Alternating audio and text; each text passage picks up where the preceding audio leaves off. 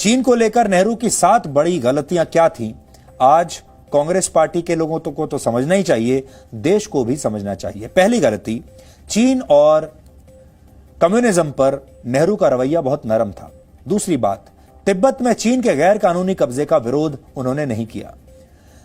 तिब्बत में चीन के कब्जे को उन्होंने मान्यता दी, यह बहुत बड़ी गलती थी। चौथी गलती, संयुक्त राष्ट्र में जब अमेरिका द्वारा भारत को स्थायी सदस्यता का प्रस्ताव दिया गया तो नेहरू ने इस प्रस्ताव को ठुकरा दिया और यह कह दिया कि यह सदस्यता चीन को दे दी जाए। सोचिए, नेहरू ने आज अब जिस सीट के लिए हम लगातार संघर्ष कर रहे हैं, सिक्योरिटी काउंसिल में सीट को लेकर, वो सीट हमें मिल रही थी, लेकिन नेहरू ने उस सीट को अस्वीकार कर दिया और कहा कि जो सीट हमें मिलने वाली है यूनाइटेड नेशन सिक्योरिटी काउंसिल में, वो सीट चीन को दे दी जाए, क्योंकि चीन उसके साथ ज्यादा न्याय कर पाएगा।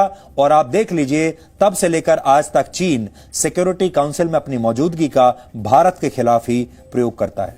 पांचवीं गलती, चीन को लेकर नेहरू ने लगातार गलत सैन्य फैसले किए और नेहरू की फॉरवर्ड पॉलिसी 1962 में हुए युद्ध का बड़ा कारण बनी। छठी गलती, युद्ध के दौरान नेहरू ने वायुसेना का इस्तेमाल करने में संकोच दिखाया। अगर वो वायुसेना की मदद ले लेते तो युद्ध के परिणाम अलग हो सकते थे। और सातवीं गलती, नेहरू की गुटनिरपेक्ष नीति की वजह से युद्ध में अंतर्राष्ट्रीय ताकतों ने भारत का समर्थन नहीं किया।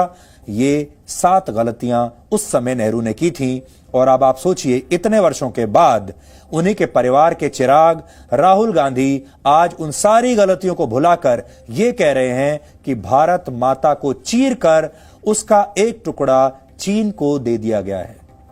राहुल गांधी को सबसे पहले इतिहास पढ़ना चाहिए। राहुल गांधी को 12वीं क्लास की ये किताब पढ़नी चाहिए। अगर उन्होंने स्कूल में नहीं पढ़ी है तो अब मंगवा कर पढ़ सकते हैं और देखना चाहिए कि आज भारत इस स्थिति में पहुंचा तो पहुंचा कैसे और उसके पीछे किन किन की गलतियां थी।